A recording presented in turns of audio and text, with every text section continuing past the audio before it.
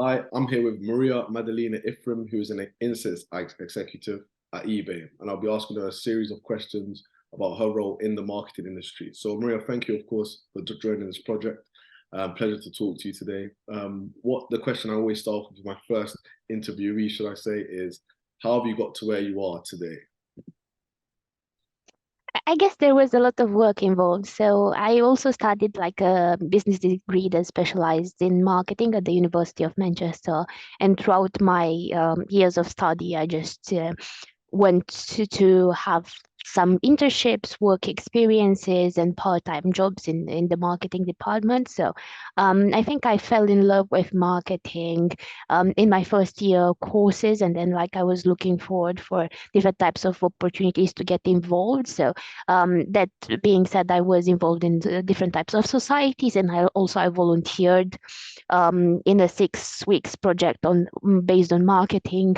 And then I decided that this is what I want to do further down the line. And I applied for a placement here. I worked as a data analyst in a marketing team for RCI Bank. And then like I had multiple internships and work experiences throughout my third year and fourth year of study. And then at the end of my degree, I just ended up working at eBay.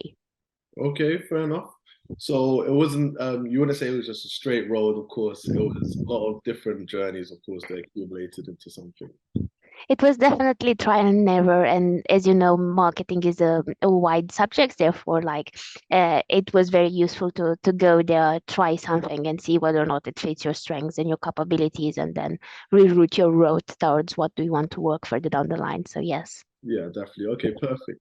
So that leads me nicely on to the next question, which is, so of course, it wasn't something specific, but what would you say made you pick the marketing industry?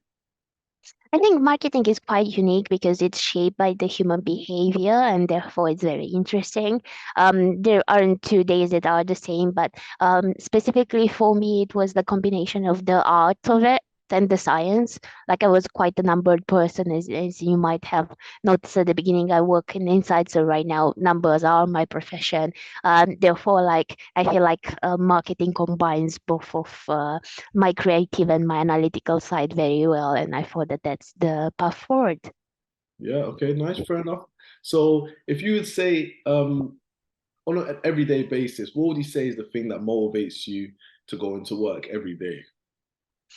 I think is like knowing that the work that you're doing actually impacts the business. It's something that motivates me. Like in the majority of the roles that I had, I felt like my voice mattered, and because you might highlight some statistics, some trends, some plans in my case that are used by decision makers in the process of shaping a better product or a service, and that is very interesting for me. But also, like the values of the company are quite important. So. Like waking up and going to work for a company that you enjoy working for, you're using the product is definitely the way to go. Yeah, no, definitely. I agree with that entirely. So, as an insights executive, I'm sure every day does look different and, of course, it's very varied. So, what would you say a typical maybe Monday morning would look like for you?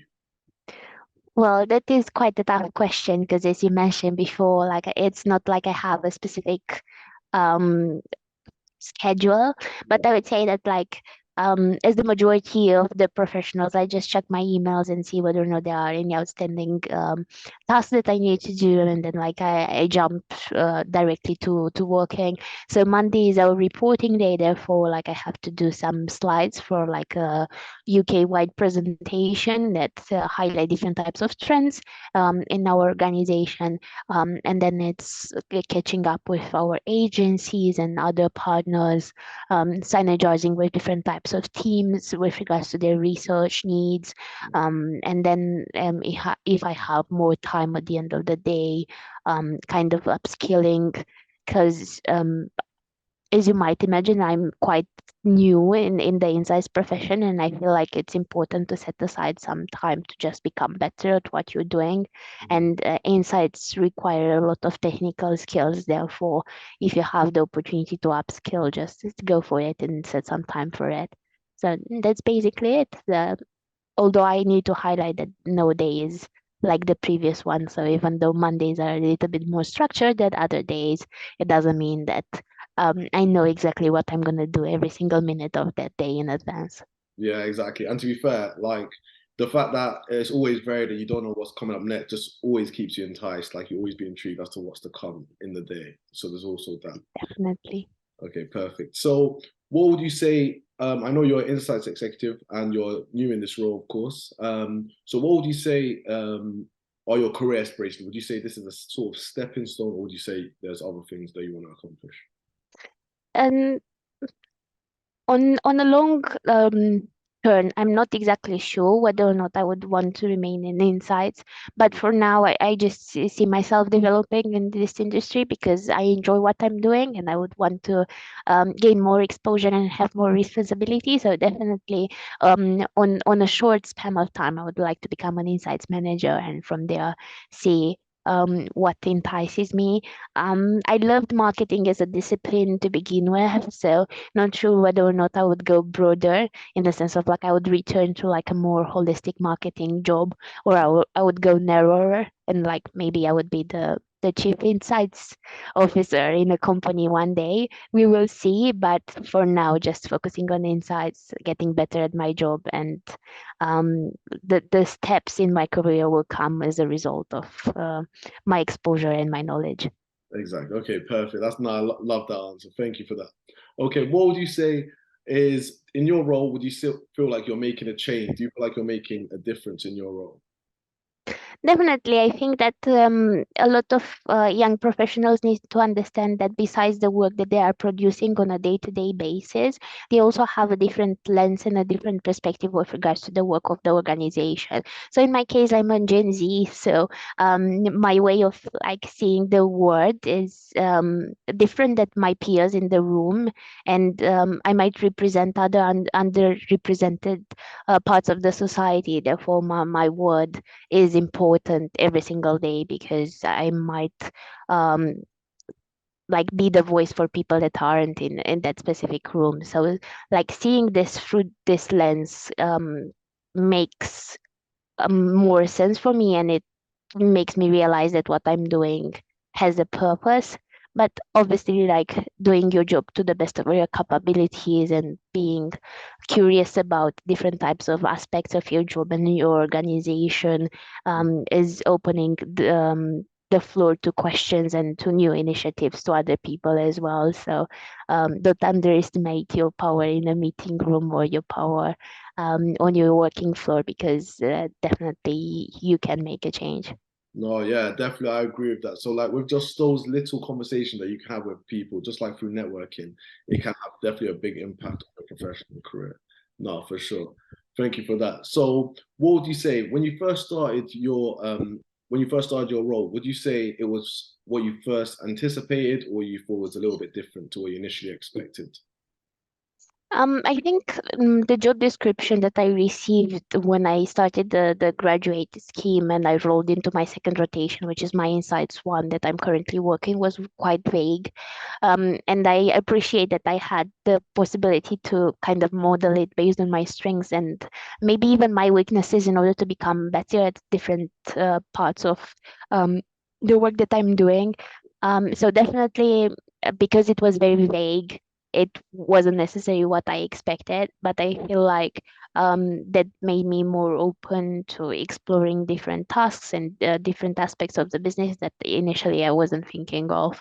And it is just a matter of perspective at the end of the day. Like, I don't think anybody would actually do 100% of the work that is written in the job description, but it depends on your own capabilities. How do you model that further down the line, and what do you make out of it? And especially with like junior positions, when people do not know your capabilities to begin with, you will start from lower responsibilities and then you will grow up. So I guess that also comes with time, with experience, and gaining credibility in the business in which you work. No, yeah, definitely, definitely. I agree. So, yeah, of course. So that would lead me nicely on to the final question, which is, of course, sounds like you are comfortable in your role. It sounds like, of course, you've come to terms with how everything's run in your company. But would you say there was anything specific other than maybe if you did join during COVID, the fact that it might have been from home? Would you say there was any challenges that you had to overcome? So I did graduate in the COVID period and I started in the COVID period. So therefore, like it was quite a big challenge. But I guess like adapting to um the real world, so to speak, to like a full-time job and having some responsibilities makes you a much more structured person. And that might be a challenge for some people. And I guess like it's also an exercise of putting your priorities in an order, like for example, setting some time for your well-being or going to the gym or meeting friends. And especially when you start and you have like a lot of training sessions and a lot of induction pieces that you need to complete, that might be a bit overwhelming for you and you might not set aside the time for yourself.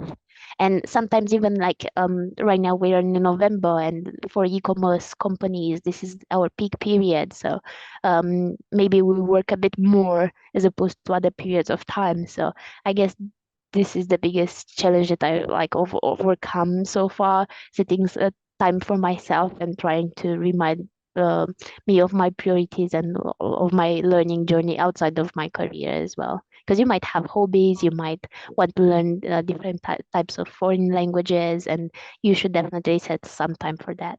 Yeah, no, without a doubt, without a doubt. Because of course, during COVID, a lot of people did manage to like neglect those sort of hobbies, and then of course that accumulates like some mental health problems as well. I agree because I started during COVID as well, and that's why I said the same question because a lot of people do start like through these new jobs in COVID. And I thought, of course, the fact that we weren't in a office environment, it did feel weird at the start, but of course, had to always keep in mind that we need to ensure that yeah, we need to keep all these same things that we were doing before. But no, that was meant to be the last question. But my final question is, if you were to someone's coming into a graduate role as well, what's the best advice you can give to them for someone who's like in your position, maybe let's say when they were trying to get into a new profession?